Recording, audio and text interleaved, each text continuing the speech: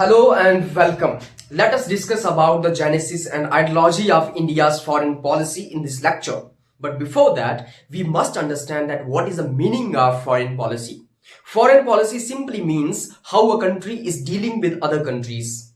कैसे एक देश अलग अलग देशों के साथ डील करता है, एक देश की विदेश नीति, एक देश के कैसे रिलेशंस होंगे अलग अलग देशों के साथ, एक देश कौन सी डील साइन करेगा, एक देश किसके साथ ट्रेड करेगा, किसके साथ नहीं करेगा, किसके साथ डिफेंस कॉपरेशन करेगा, किसके साथ दोस्ती रखेगा, किसके साथ दुश्मनी रखेगा. All this comes under foreign policy. So foreign policy simply means a set of rules which determines the behavior of a nation when a nation is interacting with other nations in international arena.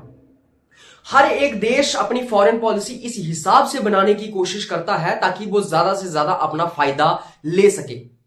मतलब हर एक देश की foreign policy के पीछे उसका national interest छुपा होता है. हर एक देश चाहता है कि हमारी फॉरेन पॉलिसी इस हिसाब की हो जिससे हमें ज्यादा से ज्यादा फायदा हो सके. तो जब मैं फॉरेन पॉलिसी की बात करता हूं, आज हम मेनली पढ़ेंगे कि इंडिया की फॉरेन पॉलिसी का जेनेसिस क्या है और इसकी आइडियोलॉजी क्या है, किस विचारधारा के ऊपर आधारित है हिंदुस्तान की विदेश नीति. जेनेसिस की जब मैं बात करता हूं कि जेनेसिस क्या है इंडिया की फॉरेन पॉलिसी का, उससे पहले आपको मैं समझाने की कोशिश करूंगा कि जेनेसिस का मतलब क्या होता है. जेनेसिस का मतलब होता है कि हिंदुस्तान की फॉरेन पॉलिसी का ओरिजिन क्या है, कैसे हिंदुस्तान की फॉरेन पॉलिसी उभर करके आई, हिंदुस्तान की फॉरेन पॉलिसी कैसे इवॉल्व हुई, उसका कैसे डेवलपमेंट हुआ, उसी को हम जेनेसिस कहते हैं. तो genesis simply means origin and early development of India's foreign policy. कैसे हिंदुस्तान की फॉरेन पॉलिसी का ओरिजिन हुआ, कैसे उसका जन्म हुआ, कैसे वो जो है वो डेवलपमेंट उसकी कैसे हुई, वो कैसे उभर करके आई, जिसके अंदर मेनली तीन चीजें आती हैं. एक हिस्टोरिकल बैकग्राउंड, एक इंटेलेक्चुअल इन्फ्लुएंसेस और पॉलिटिकल सर्कमस्टेंसेस. मतलब सबसे पहले अगर मैं जेनेसिस ऑफ फॉरेन पॉलिसी की बात करूं तो उसको हिस्टोरिकल बैकग्राउंड शेप करता है. आपका इतिहास कैसा है, आपका इतिहास आपका प्रेजेंट शेप करता है, राइट. जैसे अगर मेरा इतिहास अगर थोड़ा डरावना रहा हो तो मैं अलग किस्म का इंसान होऊंगा. मतलब आपकी हिस्ट्री आपके प्रेजेंट को डिफाइन करती है. जैसे हिंदुस्तान के साथ ब्रिटिशर्स ने अत्याचार किया, हिंदुस्तान के अंदर ब्रिटिशर्स ने ऑपरेशन किया, रेशियल सब्जुगेशन यहां पे की, हिंदुस्तान के लोगों को प्रताड़ित किया, यहां के रिसोर्सेज को लूटा. तो ये हमारा हिस्टोरिकल बैकग्राउंड है. और हिंदुस्तान की अब फॉरेन पॉलिसी एंटी कॉलोनियलिज्म है, एंटी इंपेरियलिज्म है. मतलब हिंदुस्तान नहीं चाहता है कि कोई देश दूसरे देश के ऊपर कब्जा करे. क्यों?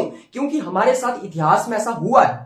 हमारा इतिहास जो है वो हमें हमारे प्रेजेंट को शेप कर रहा है. आज हम कॉलोनियलिज्म के अगेंस्ट हैं, आज हम रेशियल डिस्क्रिमिनेशन के अगेंस्ट हैं कि रंग के आधार पर किसी के साथ भेदभाव नहीं होना चाहिए. क्यों? क्योंकि हमारा ये हिस्टोरिकल बैकग्राउंड है, हमारे इतिहास ने हमारे प्रेजेंट को शेप किया है. उसी के साथ साथ इंटेलेक्चुअल इन्फ्लुएंसेस का मतलब ये हुआ कि कैसे अलग अलग जो हमारे फ्रीडम फाइटर्स थे, जो हमारे इंटेलेक्चुअल्स थे इस देश में, उन्होंने कैसे हिंदुस्तान की फॉरेन पॉलिसी को शेप किया. जैसे महात्मा गांधी की अगर मैं बात करूं, सुभाष चंद्र बोस की मैं बात करूं, पंडित जवाहरलाल नेहरू की बात करूं, तो इन लोगों के आइडियाज के बेसिस के ऊपर हिंदुस्तान की फॉरेन पॉलिसी जो है वो शेप हुई है. जैसे गांधी जी नॉन वायलेंस की बात करते थे, पंडित जवाहरलाल नेहरू जो है वो नॉन अलाइनमेंट की बात करते थे, पीसफुल को एग्जिस्टेंस की बात करते थे, पंचशील की उन्होंने बात की. तो इन सब लोगों के विचार के आधार पर ही हिंदुस्तान की फॉरेन पॉलिसी शेप हुई है. अगर हिंदुस्तान के अंदर हम वासुदेव कुटुंबकम की बात करते हैं, अगर हम कहते हैं कि कॉलोनियलिज्म नहीं होना चाहिए, हम कहते हैं कि दुनिया में पीस होनी चाहिए, तो ये हम क्यों कहते हैं? क्योंकि हमारे जो फ्रीडम फाइटर्स थे, खास करके जो हमारे इंटेलेक्चुअल्स, गांधी नेहरू बोस पटेल जैसे लोग, उनके आइडियाज के आधार पर ही हिंदुस्तान की फॉरेन पॉलिसी शेप हुई. और पॉलिटिकल सर्कमस्टांसेस, एक देश के पॉलिटिकल सर्कमस्टांसेस कैसे हैं वो भी डिफाइन करता है एक देश की फॉरेन पॉलिसी को. जैसे अगर हमारी चाइना के साथ जंग चल रही है राइट नाउ, तो हमारी फॉरेन पॉलिसी भी उसी तरीके से शेप होगी. हमारे जो है हमारे रूल्स और हमारा जो बिहेवियर होगा अलग अलग देशों के साथ वो भी वैसा ही होगा. जैसे फॉर एग्जांपल इंडिया और पाकिस्तान की वॉर चल रही थी, पहलगाम टेरर अटैक जब हुआ तो एक तरीके की वॉर लाइक सिचुएशन इंडिया में क्रिएट हुई. तो उस टाइम पे हमारी फॉरेन पॉलिसी, हमने देखा कि कौन सा देश हमारे साथ है, कौन सा देश हमारे खिलाफ है, और उसी के अकॉर्डिंगली अब हम जो है रिएक्ट करते हैं, उसी के अकॉर्डिंगली हमने अपनी विदेश नीति बनाई हुई है। हम ये जानते हैं कि हमारा दोस्त कौन है, हमारा दुश्मन कौन है।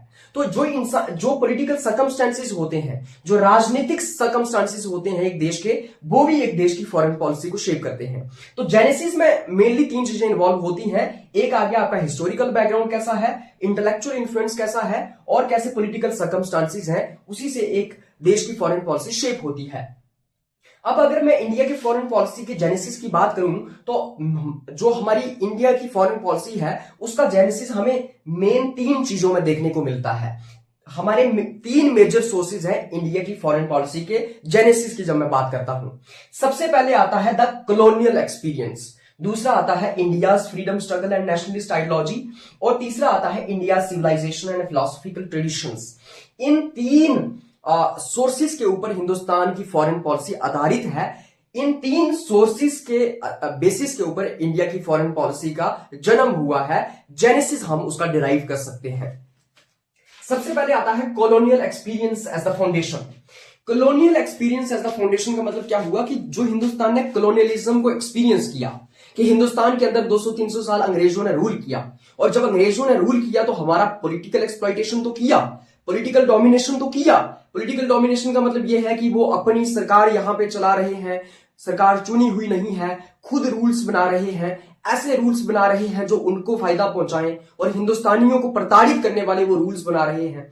उसी के साथ साथ इकोनॉमिक एक्सप्लॉइटेशन भी उन लोगों ने किया। इकोनॉमिक एक्सप्लॉइटेशन का मतलब ये होता है कि यहां के रिसोर्सेज को उन्होंने लूटा, यहां से उन्होंने रॉ मटेरियल अपने देश में लिया, वहां पे प्रोडक्ट्स बनाई, और फिर यहां पे हिंदुस्तान में ज्यादा रेट्स के ऊपर उसको बेचा। हिंदुस्तान का सारा वेल्थ उन्होंने एक्सट्रैक्ट कर दिया।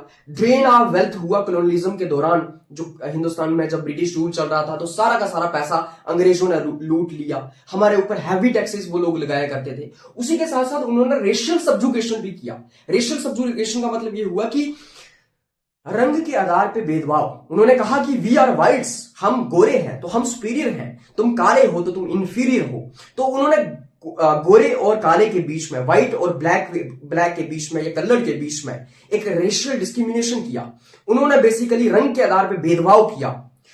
जो व्हाइट लोग होते थे, जो अंग्रेज होते थे, उनको ज्यादा जो है प्राइमेसी मिलती थी, उनको ज्यादा जो है वो स्पिरिटी कॉम्प्लेक्स था उनके अंदर, उनको ज्यादा जो है वो फेवर मिलता था। और जो लोग कलर थे, जो काले थे, या फिर जो इंडियंस थे, उनको दबाया जाता था on the basis of their racist.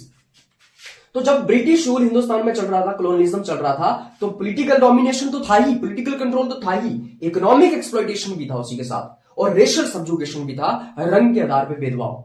और इससे क्या हुआ, जब हमने ये सब फील किया, हमारे साथ अत्याचार हो रहा है, हमारी अपनी सरकार नहीं है, हमारे खिलाफ रूल्स बनाए जा रहे हैं, हमारे ऊपर टैक्सेस लगाए जा रहे हैं, हमारा पैसा लूटा जा रहा है, हमारे साथ रंग के आधार पर भेदभाव किया जा रहा है, तो हम सब हिंदुस्तानियों के अंदर क्या आया, एक एंटी इंपेरियलिस्ट या एंटी कॉलोनियलिस्ट आउटलुक लोगों के अंदर डेवलप हुआ।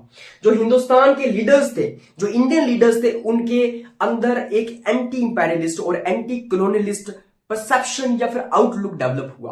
एंटी कॉलोनियलिज्म का मतलब ये होता है, या एंटी इंपेरियलिज्म का मतलब ये होता है कि आप इंपेरियलिज्म के खिलाफ हैं। इंपेरियलिज्म का मतलब क्या होता है, इंपेरियलिज्म का मतलब ये होता है कि जब एक देश, एक ताकतवर देश एक कमजोर देश को जो है वो कंट्रोल कर लेता है, वहां पे अपना रूल चलाने लगता है, इकोनॉमिकली उस देश को एक्सप्लॉइट करता है, वहां के रिसोर्सेज को लूटने लगता है, उसी को हम इंपेरियलिज्म कहते हैं। और कॉलोनियलिज्म और imperialism are somehow similar. Colonialism का मतलब ये होता है कि जब एक ताकतवर देश एक कमजोर देश के अंदर जाके डायरेक्ट कंट्रोल कर लेता है, वहां पे जाके कब्जा कर लेता है, और वहां पे अपने लोगों को बेच दिया जाता है, वहां पे रूल किया जाता है, वहां पे रिसोर्सेज को लूटा जाता है, और वहां के लोगों को प्रताड़ित किया जाता है। और इंपेरियलिज्म का मतलब भी यही होता है कि आप एक ताकतवर देश कमजोर देश को जो है एक्सप्लॉइट करता है, उसको जो है लूटता है। लेकिन इंपेरियलिज्म के अंदर जरूरी नहीं है कि कंट्रोल डायरेक्ट ही हो, जरूरी नहीं है कि एक देश खुद चल के दूसरे देश के अंदर उसको कब्जा करे, वहां पे जाके वो खुद रूल करें, वो इनडायरेक्टली भी हो सकता है। तो इंपेरियलिज्म और कॉलोनियलिज्म का मतलब ये हुआ कि एक ताकतवर देश एक कमजोर देश को रूल कर रहा है, उसको लूट रहा है, उसको डोमिनेट कर रहा है। तो हिंदुस्तानियों के अंदर और हिंदुस्तान के लीडर्स के अंदर एक एंटी इंपेरियलिस्ट और एंटी कॉलोनियलिस्ट जो आउटलुक था, परसेप्शन था, वो डेवलप हुआ, क्योंकि हमने वो सब जो एक्सप्लॉइटेशन थी वो फील की थी। During British rule India foreign policy was controlled by British government. जब ब्रिटिशर्स का रूल चल रहा था तो हिंदुस्तान की जो विदेश नीति थी वो ब्रिटिश गवर्नमेंट के द्वारा कंट्रोल की जाती थी, और ब्रिटिश गवर्नमेंट की ऐसी फॉरेन पॉलिसी होती थी जिससे कि वो अपने इंटरेस्ट सर्व करते थे, जिससे कि उनको फायदा हो सके, जिससे कि अंग्रेजों को फायदा हो सके, ब्रिटिश गवर्नमेंट को फायदा हो सके। तो हिंदुस्तान की कोई इंडिपेंडेंट फॉरेन पॉलिसी नहीं थी जब हमें अंग्रेज रूल किया करते थे, बल्कि ब्रिटिशर्स हमारी फॉरेन पॉलिसी डिसाइड करते थे, और उनकी फॉरेन पॉलिसी इस तरीके से होती थी ताकि उनको फायदा पहुंच सके।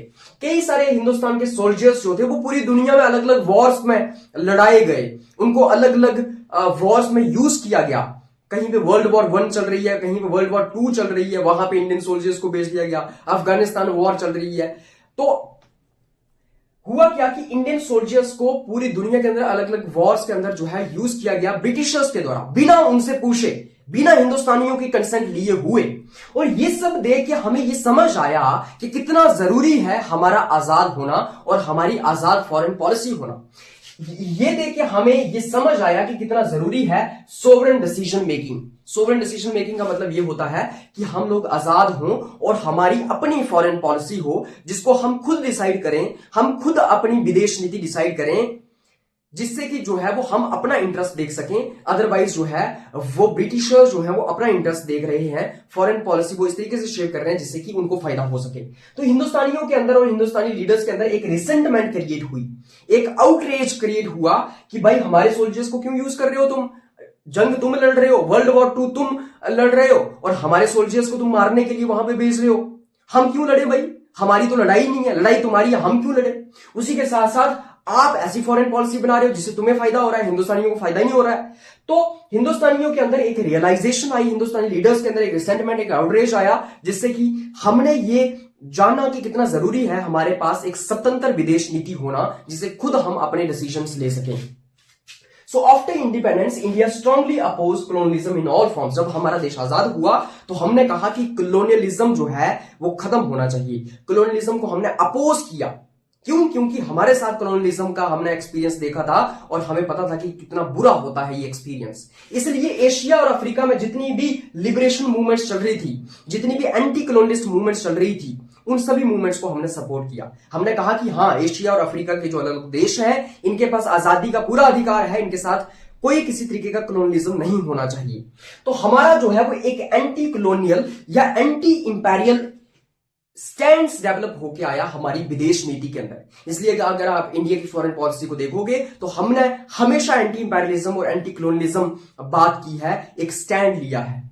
और अगर आप हिंदुस्तान का कॉलोनियल एक्सपीरियंस नहीं पढ़ोगे, अगर आप नहीं पढ़ोगे कि कैसे कॉलोनियल एक्सपीरियंस ने विदेश नीति को शेप किया, तो आप ये नहीं बता सकते हो कि हिंदुस्तान का एंटी इंपेरियलिस्ट स्टैंड क्यों है फॉरेन पॉलिसी के अंदर, हिंदुस्तान का एंटी कॉलोनियलिस्ट जो है वो स्टैंड क्यों है, हिंदुस्तान ने कोल्ड वॉर के अंदर जो है वो नॉन अलाइन मूवमेंट को चूज क्यों किया, हिंदुस्तान जब कोल्ड वॉर चल रही थी तो यूएसएसआर या फिर अमेरिका के साथ क्यों नहीं किया, हम हमेशा न्यूट्रल क्यों रहते हैं, हम हमेशा अंग्रेजों के खिलाफ क्यों बोलते हैं, हम हमेशा कॉलोनियलिज्म के खिलाफ क्यों बोलते हैं, क्योंकि हमारे साथ ये कॉलोनियल एक्सपीरियंस हुआ है। और अगर आप ये नहीं पढ़ोगे तो आपको ये नहीं समझ आएगा। समझ आ गई बात। उसी के साथ जो मैं मेंशन करना चाहता हूं यहाँ पे वो ये कि जिस बुक को मैं यहाँ पे यूज कर रहा हूं वो है इंडियाज फॉरेन पॉलिसी, ये वाली किताब जो मैंने खुद लिखी है। इस किताब को आप अवेल कर सकते हैं। आप मुझे व्हाट्सएप मैसेज कर सकते हैं। मेरा व्हाट्सएप नंबर है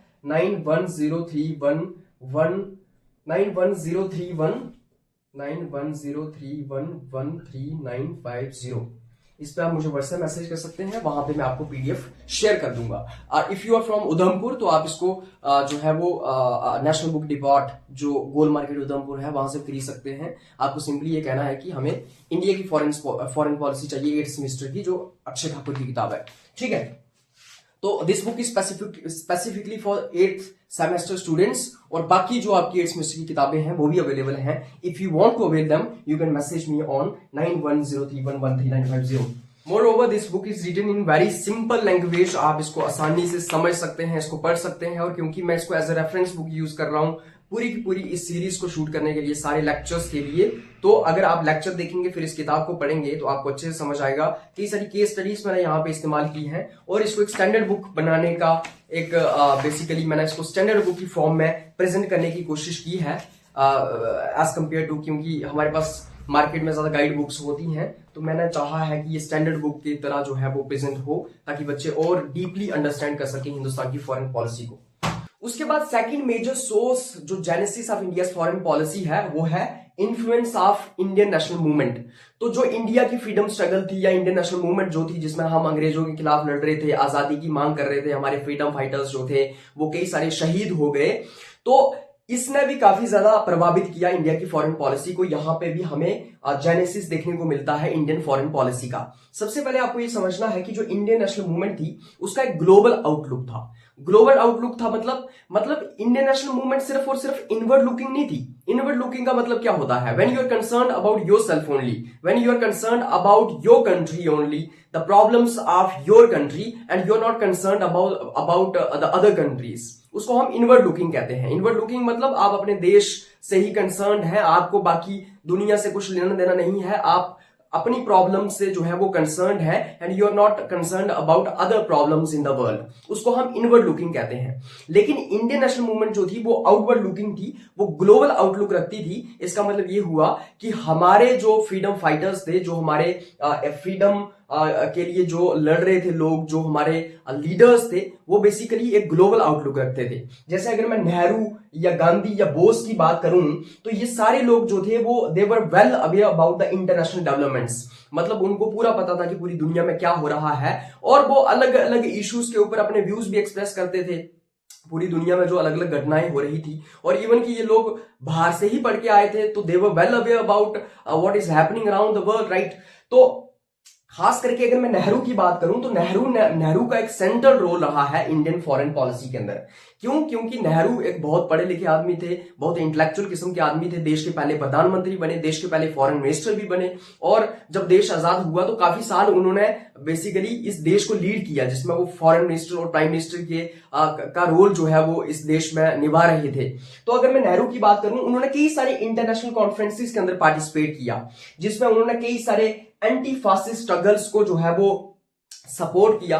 फासिज्म का मतलब क्या होता है? फासिज्म का मतलब होता है एक ऐसा देश जहां पे एक तानाशाह जो रूलर है वो पूरे देश को चलाता है, वो एक एग्रेसिव नेशनलिज्म की पॉलिसी को अडॉप्ट करता है, राष्ट्रवाद, बड़ा कट्टर राष्ट्रवाद जो है वो अपनाता है, लोगों को कुचलने का काम करता है, बड़ा आम जनता को ऑप्रेस करता है, लोगों की लाइफ को पूरी तरीके से कंट्रोल करता है, मीडिया को कंट्रोल करता है, और एक तरीके से ओप्रेस्ड रूल जब किया जाता है उसी को हम फासिज्म कहते हैं। तो नेहरू ने कई सारी जो फासिस्ट जो रजीम्स थी, जहां पे फासिज्म चल रहा था, उसको क्रिटिसाइज किया, एंटी फासिस्ट स्ट्रगल्स को सपोर्ट किया। मतलब कहीं पे अगर तानाशाह के खिलाफ कोई जदोजहद चल रही है तो उसको सपोर्ट किया नेहरू ने। उसी के साथ साथ उसने नेहरू ने जो है वो इंपेरियलिज्म के खिलाफ भी पूरी दुनिया में बोला, अलग अलग मंचों पे जाके, अलग अलग इंटरनेशनल कॉन्फ्रेंसेस में जाके, जिसमें उन्होंने कहा कि इंपेरियलिज्म खत्म होना चाहिए। ये जो तरीका है कि ताकतवर देश कमजोर देश को कुचलने का काम करते हैं, उनको रूल करने का काम करते हैं, उनको एक्सप्लॉइट करते हैं, ये खत्म होना चाहिए। 1927 की जब मैं बात करूं तो ब्रसेल्स कॉन्फ्रेंस होती है, और इस ब्रसेल्स कॉन्फ्रेंस के अंदर Nehru solidarity among oppressed Nations की बात करते हैं। सॉलिडेरिटी अमंग ऑप्रेस्ड नेशंस का मतलब ये हुआ कि वो देश जो कमजोर हैं, जिनको दबाया गया है, कुचला गया है, जिनके ऊपर रूल किया गया है, या फिर जो कॉलोनीज रही हैं, या फिर जो कॉलोनीज हैं अभी भी, उनके अंदर सॉलिडारिटी की बात की। मतलब उन्होंने कहा कि हम उन सब देशों के साथ खड़े हैं। नेहरू ने कहा कि हम उन सब देशों के साथ खड़े हैं जिनके साथ जुल्म हुआ है, जिनके साथ भेदभाव हुआ है, जिनका शोषण हुआ है। और खास करके थर्ड वर्ल्ड कंट्रीज की उन्होंने बात की कि हम ये जो एशिया, अफ्रीका और लैटिन अमेरिका की गरीब देश हैं, कमजोर देश हैं, दबे कुचले हुए देश हैं, हम उनके साथ खड़े हैं, हम उनके साथ सॉलिडारिटी रखते हैं। और यही एक विचार था जो आगे नॉन अलाइन मूवमेंट को जन्म देता है, जो आगे हम पढ़ने की कोशिश करेंगे। जो कोर आइडियाज थे जो इंडियन नेशनल मूवमेंट से उभर करके आए, जिन्होंने फॉरेन पॉलिसी को लेटरली शेप किया, बाद में जिन्होंने इंडियन फॉरेन पॉलिसी को शेप किया, वो क्या आइडियाज थे? सबसे पहले opposition to imperialism and colonialism, मतलब फ्रीडम स्ट्रगल के अंदर, और जो हमारी हिंदुस्तानियों की जदोजहद चल रही थी अंग्रेजों के खिलाफ, जो आजादी की हम स्ट्रगल लड़ रहे थे, वहां पे ये एक सहमति बनी, कुछ आइडियाज उभर करके आए, जैसे कि opposition to imperialism and colonialism, मतलब इंपेरियलिज्म और कॉलोनियलिज्म का अपोजिशन होना चाहिए। मतलब हिंदुस्तान का एक एंटी कॉलोनियलिज्म और एंटी इंपेरियलिस्ट स्टैंड है, जो कि मैंने आपको पहले भी समझाया। उसके बाद सपोर्ट फॉर सेल्फ डिटर्मिनेशन, मतलब हम उन सब देशों को सपोर्ट करेंगे जो सेल्फ डिटर्मिनेशन की बात करते हैं, या फिर हर किसी के पास, हर देश के पास सेल्फ डिटर्मिनेशन का अधिकार होना चाहिए। सेल्फ डिटर्मिनेशन का मतलब ये होता है कि हम अपनी गवर्नमेंट खुद चुनेंगे, हमारे देश को कैसे चलाया जाएगा हम खुद डिसाइड करेंगे। कौन होते हैं गोरे अंग्रेज हमें रूल करने वाले, कौन होते हैं ब्रिटिशर्स ये डिसाइड करने वाले कि हिंदुस्तान को कैसे चलाया जाएगा, या एशिया, अफ्रीका या लैटिन अमेरिका कंट्रीज को कैसे चलाया जाएगा। So right of self determination means we have right to choose our government, we have right to decide our affairs within our country, and even we have right to decide our foreign policy as well. So उन्होंने basically self determination का एक idea उभर करके आया कि self determination का support होना चाहिए, and all those nations who are fighting for self determination they should be granted self determination, even that self determination should be granted to each and every nation in the world. उसके बाद solidarity with other oppressed nations, जो oppressed nations हैं, जो कमजोर, जो कुचले हुए देश हैं, उनके साथ solidarity रखना, उनके साथ खड़े होना। उसी के साथ साथ commitment to peace and anti war stance, एक और आइडिया उभर करके आया कि हम पीस के प्रति कमिटमेंट रखेंगे, हम शांति के प्रति कमिटमेंट रखेंगे, और एंटी वॉर स्टैंड हमारा होगा। अगर कहीं पे जंग लड़ रही है तो हमारा यही कोशिश होगी कि वो जंग खत्म हो, हम जंग के खिलाफ हैं। तो ये कुछ आइडियाज उभर करके आए फ्रीडम स्ट्रगल में से, और ये फिर इन्होंने फॉरेन पॉलिसी को शेप किया। और अगर आप फॉरेन पॉलिसी हिंदुस्तान की देखोगे तो उसमें ये सब आइडियाज आपको देखने को मिलते हैं, ये सब प्रिंसिपल्स देखने को मिलते हैं। उसके बाद अगर मैं थर्ड मेजर जो सोर्स रहा है origin of Indian foreign policy या genesis of Indian foreign policy का, वो है civilisation and philosophical roots. Hindustan की एक अपनी सिविलाइजेशन रही है, हिंदुस्तान एक बहुत पुरानी सिविलाइजेशन रहा है। आप सबको पता है 5000 ईयर्स बैक वी हैड, हमारे पास क्या था, हमारे पास इंडस वैली सिविलाइजेशन थी, हमारे पास जो है वो ऐसी सिटीज थी जो बड़े प्लान तरीके से डेवलप की गई थी। हमारे अपने फिलोसॉफिकल टेक्स्ट हुआ करते थे, हम फिलोसफी में बड़े रिच थे, तो हमारा एक रिच फिलोसॉफिकल और सिविलाइजेशनल जो है वो हिस्ट्री रहा है। तो जो हमारी सिविलाइजेशन और फिलोसॉफिकल इथोस थे, उन्होंने भी हमारी फॉरेन पॉलिसी को शेप किया है। क्या था हिंदुस्तान की संस्कृति, क्या थी हिंदुस्तान की सिविलाइजेशन, क्या थी हिंदुस्तान की फिलोसॉफिकल रूट्स। हम को एग्जिस्टेंस की बात करते थे, हम कहते थे कि सभी के पास अधिकार है इकट्ठे रहने का। मतलब ये कि अगर फॉर एग्जाम्पल एक ग्रुप ऑफ पीपल है, 10-12 लोग हैं, और 10-12 लोग अलग अलग रीजन से आते हैं, अलग अलग भाषाएं बोलते हैं, तो उन सभी के बीच में जो है वो इनइक्वालिटीज हो सकती हैं, उनके बीच में डाइवर्सिटी हो सकती है, लेकिन वो आपस में लड़ेंगे नहीं, वो आपस में पीसफुली रहेंगे, कोएग्जिस्टेंस की पॉलिसी वो अडॉप्ट करेंगे। तो ये हमारी बेसिकली संस्कृति रही है जिसमें हम कोएग्जिस्टेंस की बात करते हैं। हम कहते हैं कि हमारे भिन्न भिन्न जो है वो हमारी भिन्न भिन्न आइडेंटिटीज हो सकती हैं, हमारे अंदर डाइवर्सिटी हो सकती है, हम अलग अलग तरह के लोग हो सकते हैं, लेकिन हम आपस में लड़ेंगे नहीं बल्कि साथ में रहेंगे। तो कोएग्जिस्टेंस हमारी संस्कृति रही है, हमारी सिविलाइजेशन और फिलोसॉफिकल एथोस के अंदर आती है।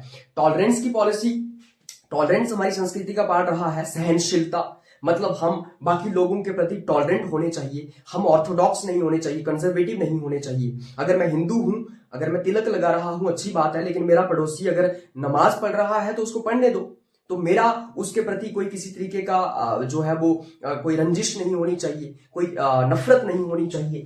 पीसफुल रेजोल्यूशन ऑफ कॉन्फ्लिक्ट्स, ये हमारी संस्कृति का पार्ट रहा है कि अगर कहीं पे कोई लड़ाई हो रही है, कोई अगर आपस में कोई नोकझोंक किसी की हो रही है, तो पीसफुल तरीके से, शांतिपूर्ण तरीके से उसको सुलझा दिया जाए। और यही तो हमारी, अगर आप हिस्ट्री देखोगे तो हमारे पास विलेज पंचायत हुआ करती थी, हमारे पास असेंबलीज हुआ करती थी, जहां पे गांव के लेवल पे ही जो बुजुर्ग होते थे गांव के, जो मोजेस लोग होते थे गांव के, वो वहीं पे उन लड़ाइयों को सुलझा दिया करते थे। और इवन टुडे हमारे पास ग्राम पंचायत का कंसेप्ट है, हमारे पास पंचायती राज इंस्टीट्यूशंस हैं, जहां पे गांव की जो मसले हैं, लड़ाइयां हैं, वो वहीं पे सुलझाई जाती हैं। तो ये हमारी संस्कृति दर्शाती है कि कितना जो हमारी इंडियन सिविलाइजेशन थी वो basically peaceful resolution of conflicts के ऊपर विश्वास रखती थी, टॉलरेंस के ऊपर, कोएग्जिस्टेंस के ऊपर। इवन कि हम वासुदेव कुटुंबकम की बात करते थे, वासुदेव कुटुंबकम की बात हम 4000 साल पहले करते थे, जिसमें हम कहते थे कि पूरी दुनिया एक परिवार है, the whole world is like a family. और अगर पूरी दुनिया एक परिवार है तो क्या पूरा परिवार आपस में लड़ सकता है? क्या पूरा परिवार के अंदर लड़ाई हो सकती है? अगर होती भी है तो उसको आसानी से, उसको पीसफुल तरीके से सुलझा दीजिए। तो हम पूरी दुनिया को परिवार के रूप में मानते थे। हम कहते थे कि पूरी पूरी पूरी दुनिया परिवार है और पूरा परिवार जो है वो शांति से रहे। तो ये हमारी बेसिकली संस्कृति का पार्ट था, that whole world is one family. तो जो वेस्टर्न यूरोप या फिर जो अंग्रेज या फिर जो वेस्टर्न पीपल जिस बेसिकली जिस इंटरनेशनलिज्म की बात करते हैं, जिस लिबरल इंटरनेशनलिज्म की बात करते हैं, जिस कॉस्मोपॉलिटनिज्म की बात करते हैं, वो बात आज से 500 या 1000 साल पहले करने लग पड़े। मतलब ये जो वेस्टर्न सिविलाइजेशन है, ये वासुदेव कुटुंबकम की बात कब करने लगे? ये इंटरनेशनलिज्म और लिबरल इंटरनेशनलिज्म, ये कॉस्मोपॉलिटनिज्म के आइडियाज कब उभर कर के आए? ये अभी की बात है, लेकिन हम ये 5000 साल पहले की बात पहले से कह रहे हैं। उसी के साथ साथ नॉन वॉयलेंस एक बुद्धिस्ट प्रिंसिपल रहा है। महात्मा गांधी ने काफी ज्यादा जोर डाला नॉन वॉयलेंस के ऊपर। अब Gandhi has talked about abhorrence of violence in all forms. तो ये जो नॉन वॉयलेंस का प्रिंसिपल था हमारा, जो बुद्धिस्ट प्रिंसिपल भी रहा है, बुद्धिज्म के अंदर नॉन वॉयलेंस को जो है वो सेंट्रल बेसिकली स्पेस दी गई है। उसी के साथ साथ गांधीयन इन्फ्लुएंस रहा, जिसमें गांधी भी नॉन वॉयलेंस को एडवोकेट करते हैं। तो इन सब चीजों ने इंडिया की फॉरेन पॉलिसी को जो है वो इन्फ्लुएंस किया, जिसमें कोएग्जिस्टेंस की हम बात करते हैं, टॉलरेंस की हम बात करते हैं, पीसफुल रेजोल्यूशन ऑफ कॉन्फ्लिक्ट्स की हम बात करते हैं, वसुदैवा कुटुंबकम की हम बात करते हैं, नॉन वॉयलेंस की हम बात करते हैं। लेकिन आपको ये समझना होगा कि although we are talking about all this idealistic principles, हम इन सब आइडियलिस्टिक प्रिंसिपल्स की बात कर रहे हैं, हम इन सब मॉरल प्रिंसिपल्स की बात कर रहे हैं, लेकिन इसका मतलब ये नहीं है कि हिंदुस्तान की सारी फॉरेन पॉलिसी जो है इन्हीं आइडियल्स के ऊपर और मॉरल प्रिंसिपल्स के ऊपर बेस्ड है। ऐसा नहीं है कि हम सिर्फ और सिर्फ मीठी बातें कर रहे हैं। हम हमेशा जो है वो इंडियन फॉरेन पॉलिसी के अंदर पीस की ही बात करते हैं, हम कोएग्जिस्टेंस की ही बात करते हैं, हमेशा हम जो यूटोपियन आइडियाज की ही बात करते हैं, मॉरल प्रिंसिपल्स की ही बात करते हैं। बल्कि इंडियन फॉरेन पॉलिसी के अंदर प्रैग्मेटिज्म या प्रैग्मेटिक प्रिंसिपल्स की कंसीडरेशंस भी आती है। मतलब जो फॉरेन पॉलिसी होती है ना, या फिर जो इंटरनेशनल पॉलिटिक्स होती है ना, वो रियलिस्टिक प्रिंसिपल्स के ऊपर ऑपरेट होती है। मतलब ये कहने के लिए आसान होता है कि शांति से रहेंगे, कोएग्जिस्टेंस की पॉलिसी फॉलो करेंगे, टॉलरेंस की पॉलिसी फॉलो करेंगे, पूरी दुनिया में वॉर नहीं होनी चाहिए, पीस होनी चाहिए, ये कहने की बात होती है। लेकिन अगर आप इंटरनेशनल पॉलिटिक्स को देखेंगे तो इंटरनेशनल पॉलिटिक्स इतनी आसान नहीं है। हर एक देश अपने इंटरेस्ट के बारे में सोच रहा होता है। हर एक देश चाहता है कि वो कैसे अपना नेशनल इंटरेस्ट, अपने फायदे के लिए जो है वो फायदा ज्यादा से ज्यादा हासिल कर सके।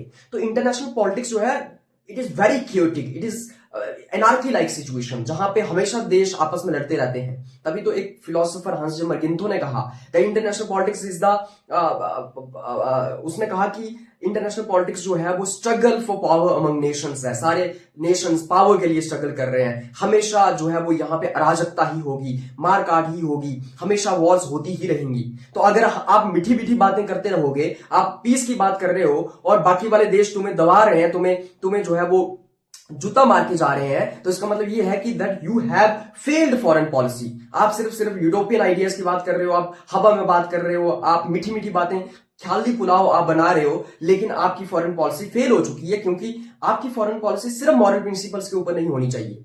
इसीलिए कुछ लोग क्रिटिसाइज भी करते हैं नेहरू और गांधी जैसे लोगों को कि आपने इंडियन फॉरेन पॉलिसी को आइडियलिस्टिक बना दिया, आपने इंडियन फॉरेन पॉलिसी को जो है वो मॉरल प्रिंसिपल्स के ऊपर बेस कर दिया, और उसकी वजह से हम 1962 में चाइना से हमने जो है वो चाइना से हमने वॉर लड़ी, जिसके अंदर हम बुरी तरह से हारे।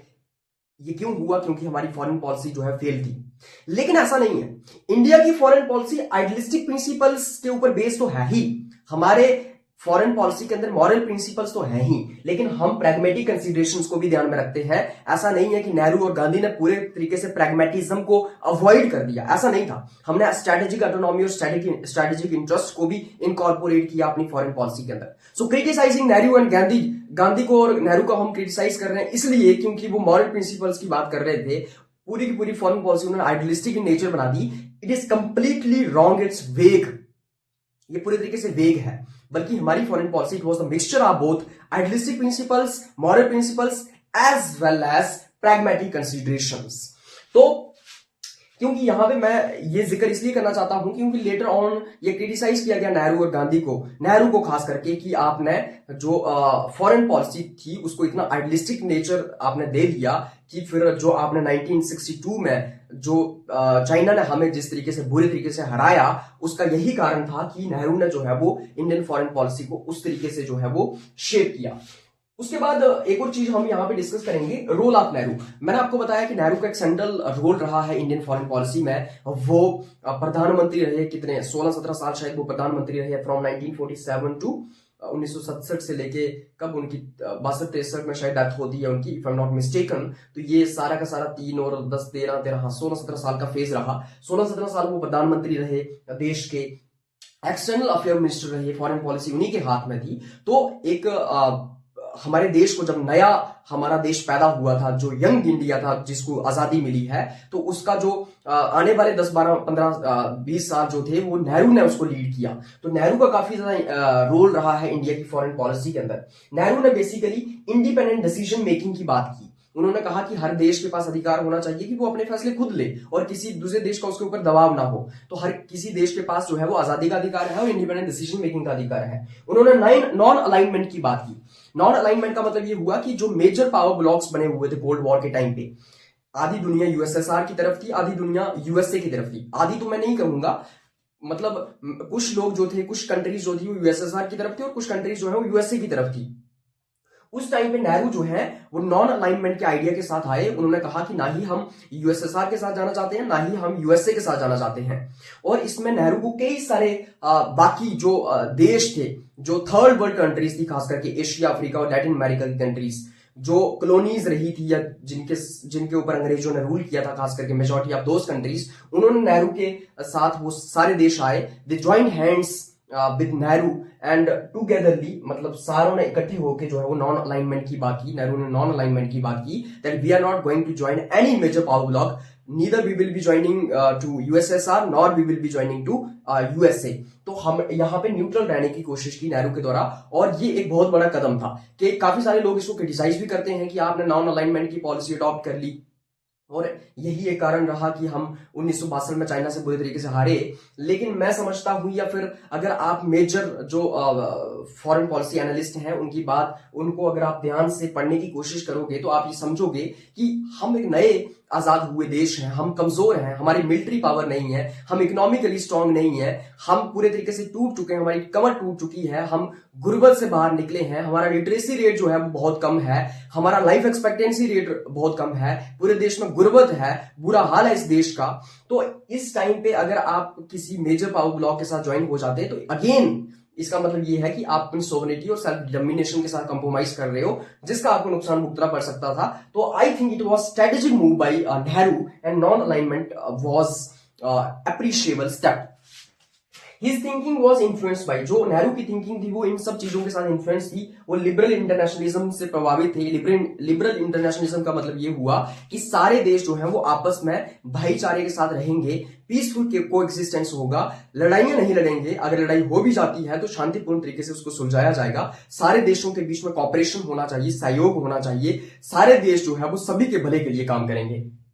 एंटी कॉलोनियल सॉलिडारिटी, मतलब जो कंट्रीज कॉलोनियलिज्म के अगेंस्ट हैं उनके साथ खड़ा होना, या फिर जो कॉलोनियलिज्म का शिकार हुई है, उसी के साथ faith in international institutions like United nation, उन सभी इंटरनेशनल इंस्टीट्यूशंस के ऊपर फेथ रखना, जैसे यूनाइटेड नेशन हो गया, वर्ल्ड बैंक हो गया, इंटरनेशनल मॉनेटरी फंड हो गया। उसी के साथ साथ desire to maintain strategic autonomy को मेंटेन करना। स्ट्रेटेजिक ऑटोनॉमी को मेंटेन करने का मतलब ये हुआ कि हम अपने फैसले खुद तय करेंगे, कोई दूसरा देश हमें प्रभावित नहीं कर सकता है, हमें पुश नहीं कर सकता है कि हमें अपनी फॉरेन पॉलिसी कैसे बनानी है, हमें अपने फैसले कैसे लेने हैं। For example, right now if India is buying oil from Russia and we are also having some sort of good relations with America, so this is our strategic autonomy. We are free to decide that what we are going to do. If we want to buy oil from Russia, we will, and दूसरी कोई country हमें force ना करे कि हमें उससे तेल नहीं खरीदना है, जो कि अमेरिका करता है कि अगर आप रशिया से तेल खरीदोगे तो हम आपके ऊपर सैंक्शंस लगा देंगे, हम तुम्हारे ऊपर ये कर देंगे, वो कर देंगे।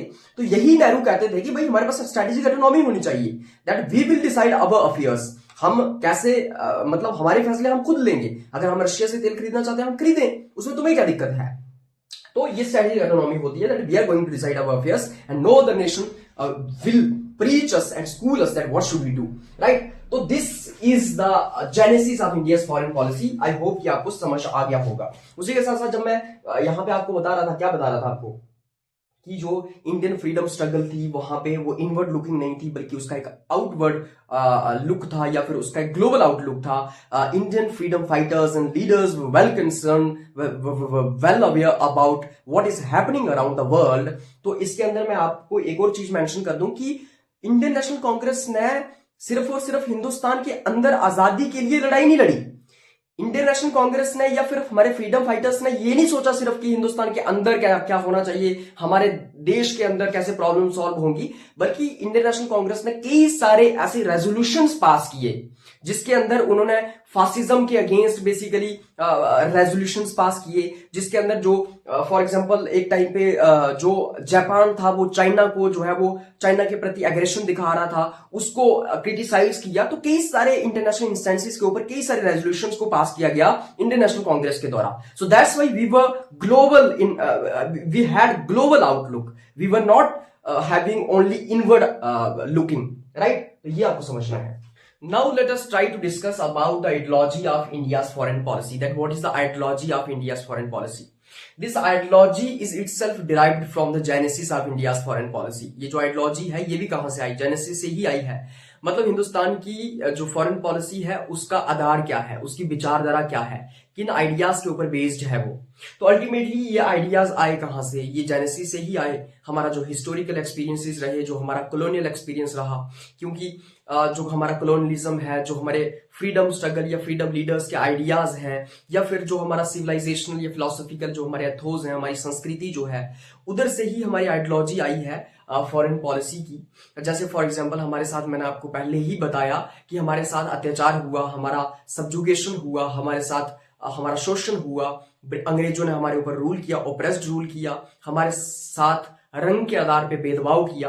तो हम हमेशा अब रंग के खिलाफ, मतलब भेदभाव के खिलाफ होंगे। हम हमेशा चाहेंगे, हमारा एक हमेशा एंटी रेसिज्म स्टैंड होगा, हमारा एंटी कॉलोनियलिज्म स्टैंड होगा कि कोई और देश भाई गुलाम ना बने, क्योंकि हम गुलाम रहे हैं। हम अब सोवरेनिटी की बात करेंगे, हम चाहेंगे कि सारे उन देशों के पास इंडिपेंडेंस हो जो देश गुलाम है, तो हमारा वो एक स्टैंड होगा।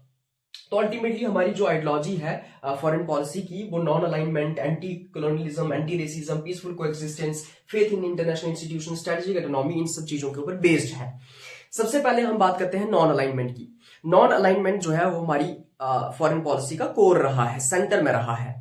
नॉन अलाइनमेंट का क्या मतलब होता है, जब पूरी दुनिया के अंदर दो पावर ब्लॉक्स बन चुके थे, दो अलग अलग मिलिट्री अलायंसेस बन चुके थे, तो उस टाइम पे हमने किसी भी मिलिट्री अलायंस को या पावर ब्लॉक को ज्वाइन नहीं किया।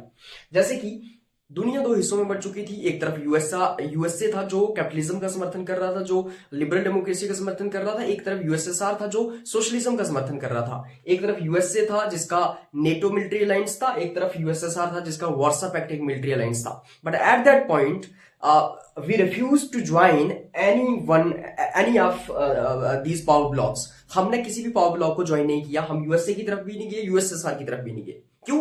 लॉजिक क्या था इसके पीछे? लॉजिक ये था कि अगर हम यूएसए के साथ जाते हैं या यूएसएसआर के साथ जाते हैं, तो क्यों यूएसएसआर के साथ जाना, मतलब यूएसएसआर जो है वो आपके डिसीजंस को डोमिनेट करने लग पड़ेगा। हिंदुस्तान के अंदर जो डिसीजंस होंगे उनको डोमिनेट करने लग पड़ेगा। इंडिया की फॉरेन पॉलिसी को जो है वो खुद शेप करने लग पड़ेगा। मतलब आप किसी के साथ जा रहे हो तो इसका मतलब वो आपके ऊपर अब हक जमाएगा अपना, वो आपको बताएगा आपको क्या करना है क्या नहीं करना है। तो अगर आप अलाइनमेंट करते हो तो इसका मतलब आप अपनी इंडिपेंडेंस को कॉम्प्रोमाइज कर रहे हो। तो इसलिए क्योंकि हिंदुस्तान का यहां पे किसी भी पावर ब्लॉक को ज्वाइन ना करना एक स्ट्रेटेजिक मूव था। कुछ लोग इसको एक फ्लॉड मूव मानते हैं, कुछ लोग ये मानते हैं कि ये एक गलत कदम था, लेकिन ये एक स्ट्रेटेजिक मूव था। क्योंकि हम भाई उस वक्त हमारी कमर टूटी हुई है, हम नए नए आजाद हुए हैं, अब हम दोबारा से क्यों गुलाम हो जाएं? हम क्यों किसी के इशारे के ऊपर नाचें दोबारा से जाके? हम कमजोर हैं, हम ताकतवर नहीं, हम कमजोर हैं, हम मिलिटरली कमजोर हैं, इकोनॉमिकली कमजोर हैं, हमारी कमर टूटी हुई है, हमारे यहाँ गरीबी बहुत है। तो अब हम क्या पावर ब्लॉक्स की पॉलिटिक्स खेलेंगे? तो it was very necessary for India, for newly young independent India, कि वो किसी भी पावर ब्लॉक के साथ ना जाए, एक स्ट्रेटेजिक ऑटोनॉमी क्रिएट करके मेंटेन करके रखे और अपने आप को डेवलप करे। उसके बाद anti colonialism and anti racism, क्योंकि हमने ये सहा तो हम इसके खिलाफ हैं। तो हम सारे वो देश जहां पे कॉलोनियलिज्म था, हम सारे उन देशों की सपोर्ट करने लगे कि भाई आपके यहां जो कॉलोनियलिज्म है इसके खिलाफ हैं हम। अगर आप इसके खिलाफ जंग लड़ रहे हैं तो हम आपके साथ हैं। या फिर कहीं पे अगर रेसिज्म हो रहा है, जैसे अगर साउथ अफ्रीका की मैं बात करूं तो वहां पे रंग के आधार पे जो है वो अपार्थाइड चल रहा था, वहां पे रेसिज्म हो रहा था, तो हमने उसका जो है वो खिलाफत की, हम उसके खिलाफ थे। इवन कि गांधी जी वहां पे गए साउथ अफ्रीका में और उन्होंने वहां पे स्ट्रगल लड़ी। तो India oppose colonialism and racial discrimination in all forms. हमने कॉलोनियलिज्म को और रेशियल डिस्क्रिमिनेशन को रिजेक्ट किया, अपोज किया। और वो सारे देश जहां पे इंडिपेंडेंस मूवमेंट चल रही थी, आजादी की लड़ाइयां चल रही थी, खास करके एशिया और अफ्रीका में, उन सबको हमने सपोर्ट किया कि आपके पास पूरा अधिकार है आजाद होने का। तो हमने साउथ अफ्रीका के अंदर अपार्थाइड को भी अपोज किया, मतलब जो रेशियल डिस्क्रिमिनेशन वहां पे होती थी, जो रेशियल सेग्रीगेशन वहां पे हो रखा था। उसके बाद हम पीसफुल कोएग्जिस्टेंस की बात करते हैं। मतलब ये कि इंडिया ने basically peaceful resolution of disputes के ऊपर एम्फसाइज किया। हमने कहा कि भाई अगर कोई लड़ाई, अगर कोई डिस्प्यूट, अगर कोई कॉन्फ्लिक्ट चल रहा है तो उसका पीसफुल मतलब शांतिपूर्ण तरीके से समाधान होना चाहिए। पंचशील प्रिंसिपल्स 1952 में नेहरू लेके आए, और ये जो पंचशील प्रिंसिपल्स थे इसके अंदर 5 बातें की गई थी: sovereignty, non aggression, non interference, equality और पीसफुल कोएग्जिस्टेंस। सोवरेनिटी का मतलब ये हुआ कि हर एक देश के पास अधिकार है कि वो सोवरेन डिसीजन मेकिंग कर सके, उसके पास सोवरेनिटी का अधिकार है, आजादी का अधिकार है, उसके ऊपर किसी का कोई दबाव नहीं होना चाहिए, वो इंडिपेंडेंट डिसीजन मेकिंग कर सके, उसका जो है इंटरनल डिसीजन मेकिंग कंट्रोल भी हो, एक देश को अंदर से कैसे चलाना है वो खुद डिसाइड करे, उसकी फॉरेन पॉलिसी को खुद डिसाइड करे, कोई दूसरा देश उसको जो है वो उसके ऊपर दबाव ना डाले। नॉन एग्रेशन मतलब कोई अलग अलग देश जो है वो आपस में एग्रेशन नहीं दिखाएंगे, एक दूसरे के साथ लड़ेंगे नहीं, बल्कि पीसफुली रहेंगे। नॉन इंटरफेरेंस, एक दूसरे देश के जो अफेयर्स हैं उसमें हम इंटरफेयर नहीं करेंगे। हिंदुस्तान अपना काम देखेगा, हिंदुस्तान अपने देश को देखेगा, पाकिस्तान अपना देखेगा, नेपाल अपना देखेगा, भूटान अपना देखेगा, अफ्रीका के अंदर जो साउथ अफ्रीका है वो अपना देखेगा। तो हर एक देश अपने अपने अफेयर्स में ऑपरेट करेंगे, अपने अपने अफेयर्स डिसाइड करेंगे, एक दूसरे के अंदर दखलंदाजी नहीं करेंगे, उंगली नहीं करेंगे, जैसे ब्रिटिशर्स या बाकी मेजर पावर्स करती थी। उसके बाद हमने इक्वालिटी की बात की कि हर एक देश जो है वो इक्वल होना चाहिए, खास करके वर्ल्ड इंस्टीट्यूशंस के अंदर या फिर एक ग्लोबल सिनेरियो के अंदर। ऐसा नहीं होना चाहिए कि यूएसए बड़ा है, यूएसए जो है वो ज्यादा पावरफुल है, हम कमजोर हैं। तो there should be no inequality among the nations, all nation should be equal. उसके बाद पीसफुल कोएग्जिस्टेंस की हमने बात की कि भाई सभी के पास अधिकार है आजाद रहने का, अपने आप को आगे बढ़ाने का, अपने आप को डेवलप करने का। ऐसा नहीं होना चाहिए कि भाई आप कमजोर देश हो तो आपको दबाया जा रहा है बाकी देशों के द्वारा, आपको कैप्चर किया जा रहा है, आपको गुलाम बनाया जा रहा है। उसके बाद हमने इंटरनेशनल इंस्टीट्यूशन के ऊपर बड़ा भरोसा रखा, हमने इंटरनेशनल इंस्टीट्यूशंस को सपोर्ट किया।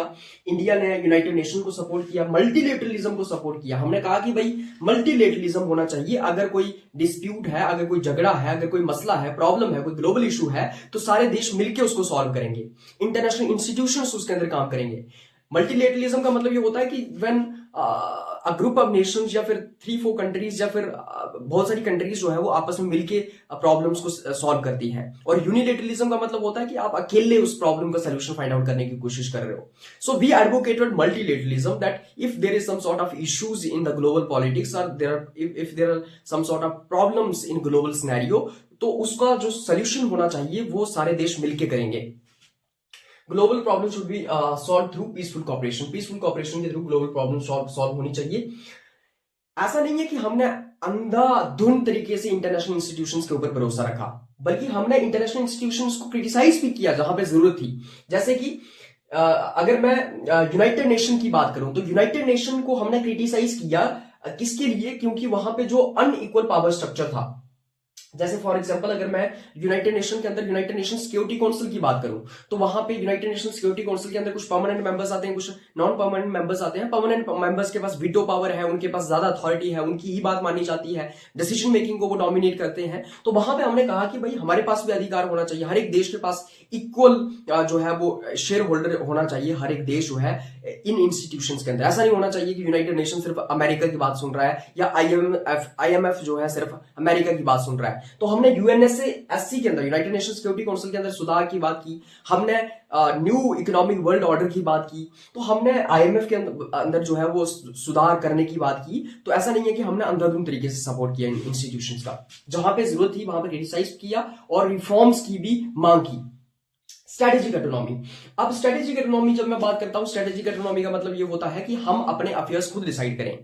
हिंदुस्तान कैसे अपने फैसले लेगा ये हिंदुस्तान खुद डिसाइड करे। हिंदुस्तान किसके साथ रिलेशंस रखेगा, किसके साथ नहीं रखेगा, किससे तेल खरीदेगा, किससे नहीं खरीदेगा, ये हिंदुस्तान का खुद का मसला है।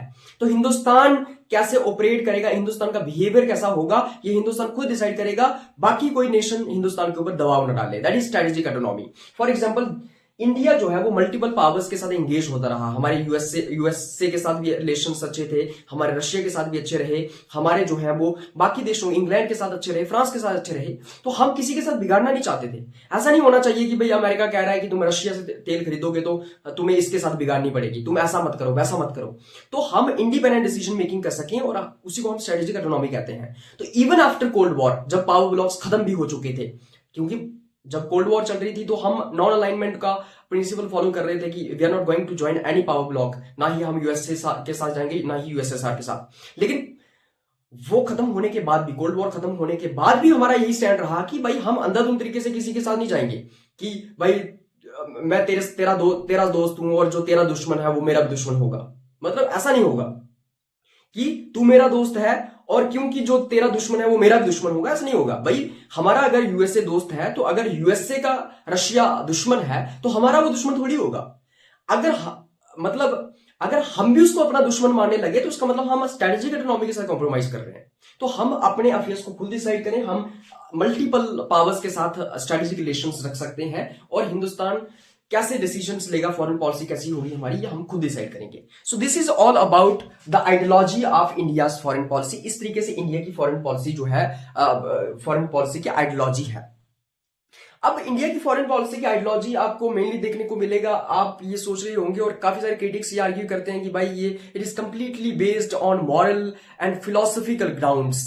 ये सिर्फ मॉरल प्रिंसिपल्स के ऊपर, फिलोसॉफिकल ग्राउंड्स के ऊपर बेस्ड है, इसके अंदर प्रैग्मेटिज्म या फिर रियलिज्म नहीं है।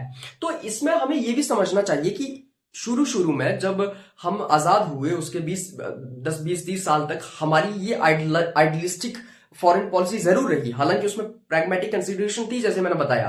लेकिन अभी के टाइम पे हम और ज्यादा प्रैग्मेटिक हो चुके हैं, खास करके जब लिबरलाइजेशन, प्राइवेटाइजेशन, ग्लोबलाइजेशन रिफॉर्म्स हुए, और बाद में आज की अगर मैं टाइम की बात करूं तो आज के टाइम पे हम ज्यादा प्रैग्मेटिक हैं, ज्यादा रियलिस्ट हैं। उस टाइम पे हम आइडियलिस्ट थे, उस टाइम पे हम आइडियल प्रिंसिपल्स को फॉलो करते थे। इवन आज भी हमारे पास ये आइडियल प्रिंसिपल्स आते हैं, इनके ऊपर हम फोकस डालते हैं, इनको हम फॉलो करते हैं। लेकिन उस टाइम पे हमें मॉरल प्रिंसिपल्स को इसलिए भी ज्यादा फॉलो करने की जरूरत थी, हमें नॉन अलाइनमेंट इसलिए ज्यादा फॉलो करने की जरूरत थी, मैंने बताया कि हमारी कमर टूट चुकी थी, हमारा किसी पावर ब्लॉक के साथ जाना मतलब अपनी इंडिपेंडेंस को कॉम्प्रोमाइज करना था। और साथ ही साथ जब आपके पास ताकत ही नहीं है, आपके पास आर्मी ही नहीं है, मिलिट्री नहीं है, आप स्ट्रांग नहीं हो, इकोनॉमिकली स्ट्रांग नहीं हो, तो आप कैसे कह सकते हो, आप कैसे रियलिस्ट हो सकते हो पूरे तरीके से? आप प्रखर और पूरे तरीके से उस टाइम पे जो है वो इतने स्ट्रिक्ट नहीं हो सकते। आप ये नहीं कह सकते कि अगर यूएसए हमारे साथ अटैक करेगा, अगर चाइना ये करेगा तो चाइना को ठोक देंगे जाके। कैसे ठोकोगे भाई, है ही नहीं कुछ, राइट? तो उस टाइम पे हमें ये मीठी मीठी बातें करना जरूरी भी बहुत था, क्योंकि हमारे पास और था क्या? इतना रियलिस्ट हम उस टाइम पे नहीं हो सकते थे, क्योंकि हमारे हाथ में कुछ था ही नहीं। हम एक नया पैदा हुआ देश था जो कि पूरे तरीके से जो है वो टूट चुका था, बड़ा कमजोर था। तो उस टाइम पे हमें ये मीठी मीठी बातें करना भी जरूरी था, हमें जो है वो आइडियल्स को भी फॉलो करना जरूरी था, और हमें मॉरल प्रिंसिपल्स को फॉलो करना जरूरी था। इवन कि हम उस टाइम पे भी प्रैग्मेटिक थे, लेकिन ये इसलिए जरूरी था क्योंकि उस टाइम पे हम we were not stronger enough कि हम किसी को चेतावनी दे सकें, हम रियलिस्ट हो सकें। जैसे आज अमेरिका रियलिस्ट है, ट्रंप कहता है कि भाई तुम ऐसा करोगे मैं तुम्हारे ऊपर सैंक्शंस लगा दूंगा, मैं तुम्हें ठोक दूंगा, वेनेजुएला के प्रेसिडेंट को मैं कैप्चर कर लूंगा, उसको मैं जो है वो उठा लूंगा। तो अमेरिका आज रियलिस्ट है इसलिए क्योंकि वो पावरफुल है। हम उस टाइम पे इतने पावरफुल नहीं थे, इसलिए हम इतने रियलिस्ट नहीं हो सकते थे। फॉर एग्जाम्पल, अगर मैं किसी बिलियनर के साथ बैठा हूं और मैं उस बिलियनर के साथ लंच कर रहा हूं, तो उस टाइम पे उस बंदे के पास क्या है? पावर है, पैसा है। मेरे पास क्या, कुछ नहीं। तो मैं क्या करूंगा वहां पे, मैं ज्यादा जो है वो फैंसी बातें करने की कोशिश करूंगा, मैं अपना नॉलेज दिखाने की कोशिश करूंगा, मैं उसको बताऊंगा कि पढ़ाई क्यों जरूरी है, एजुकेशन होना क्यों जरूरी है, इंटेलेक्चुअल होना क्यों जरूरी है, डीप होना, फिलोसफिकल होना क्यों जरूरी है, as compare to financially strong होना। कि तू पावरफुल है, तू तेरे पास पैसे हैं, लेकिन अपने आप को मैं पावरफुल दिखाने के लिए और अपने अपने आप को जो है वो स्ट्रेंथन करने के लिए उसको ये बताने की कोशिश करूंगा कि ये it's all okay, but intellectual होना और जरूरी है। क्यों फिलोसफिकल होना और जरूरी है, पढ़ा लिखा और डीप होना क्यों और जरूरी है, राइट। मान लो दो लोगों के बीच में एक इंसान है जो जिसके पास कोई हथियार नहीं है, वो बिल्कुल ऐसे है कहीं पे सड़क पे बैठा हुआ, और चार लोग आते हैं उसके ऊपर, उसके सर पे गन लगा देते हैं, तो वो बंदा तो वहां पे उनको ये बताएगा ना कि ये गलत होता है, वो रिलीजन की बात करेगा, वो बताएगा भगवान तुम्हें माफ नहीं करेगा, तुम्हें पाप लगेगा। क्यों, उसके पास कुछ है ही नहीं उधर भाई, वो मुकाबला थोड़ी कर सकता है, तो वो मीठी बातें ही करेगा। तो it was necessary to have some moral principles at that time, because we couldn't afford to be the realist enough at that situation when we were completely broken and we were newly independent country, economically weak, militarily weak. So this was all about the genesis and ideology of India's foreign policy. I told you, जैसे Hindustan stronger enough बनता गया, ताकतवर बनता गया, वैसे वैसे हम pragmatic भी होते गए, but still these values are the foundation of our foreign policy. And moreover, अगर आप इसको और अच्छे से अगर मैं निचोड़ बता दूं, तो जेनेसिस और आइडियोलॉजी ऑफ फॉरेन पॉलिसी का मतलब ये हुआ कि जेनेसिस कैसे हुआ फॉरेन पॉलिसी का, मतलब कहां से जन्म हुआ, कहां से फॉरेन पॉलिसी शेप हुई, और कैसे उस फॉरेन पॉलिसी की आइडियोलॉजी क्या है, विचारधारा क्या है। फॉर एग्जाम्पल, अगर मैं अपने घर की एग्जाम्पल लूं, अपने घर की अगर एग्जांपल लूं, तो मेरा जो बिहेवियर होगा, my behaviour are the behaviour of my family members with rest of families or rest of villagers will be determined according to the philosophical foundation and philosophical norms and values of my family. तो मेरी family ने मुझे जो सिखाया होगा, मेरी family के अंदर अगर कहा जाता है कि भाई पाप नहीं करना चाहिए, हमें जो है किसी का हक नहीं खाना चाहिए, हमें किसी के साथ लड़ाई नहीं करनी चाहिए, तो आप देखो कि मेरा या मेरी फैमिली का बिहेवियर ऐसा ही होगा बाकी सब गांव के लोगों के साथ। क्यों? क्योंकि मेरी फैमिली की आइडियोलॉजी और वैल्यूज क्या है, किसी के साथ लड़ाई नहीं करनी है, हक का खाना है, किसी के साथ गलत नहीं करना है। इसी तरीके से दूसरी फैमिली है, वो वहां पे जो है वो अलग वैल्यूज हैं, वो कहते हैं कि अगर तुम्हें कोई आंख उठा के देख ले, ठोक दो उसको। तो वहां पे वैसा ही बिहेवियर होगा उनका पूरे मोहल्ले के साथ। उसी तरीके से इंडिया की जो आइडियोलॉजी, इंडियन फॉरेन पॉलिसी की जो आइडियोलॉजी है, वो इस तरीके की है, और मैंने आपको समझा दिया है। Once again, if you want to have this book which I refer to deliver this lecture, you can just message me on WhatsApp. मैंने पहले भी अपना नंबर शेयर कर दिया है, एक बार फिर से कर देता हूँ, 9103113950। तो यहाँ पे आप मुझे मैसेज कर सकते हैं, आपको ये बुक मिल जाएगी। आपको बाकी 8th सेमेस्टर की सारी बुक्स मिल जाएंगी अगर आप मुझे मैसेज करोगे। I will send you the books in e format, and as I mentioned earlier that if you want the hard copy of this book, you can visit at National Book Depot in Udhampur. If you are from Udhampur, book is not available on wider platforms, on different platforms or in different locations. आपको रजौरी, पुंछ या फिर रामबन या फिर out of Jammu Kashmir ये नहीं मिलेगी, because वो सारे स्टोर्स के ऊपर अवेलेबल नहीं है। But you can have it on national book depot Udhampur. You can simply ask कि मुझे इंडिया फॉरेन पॉलिसी चाहिए भाई Akshay Thakur for 8th semester, तो आपको मिल जाएगी। तो इस तरीके से आप इसको अवेल कर सकते हैं। और this was all about today's lecture. Thank you so much for watching. Bye bye, take care, have a good day.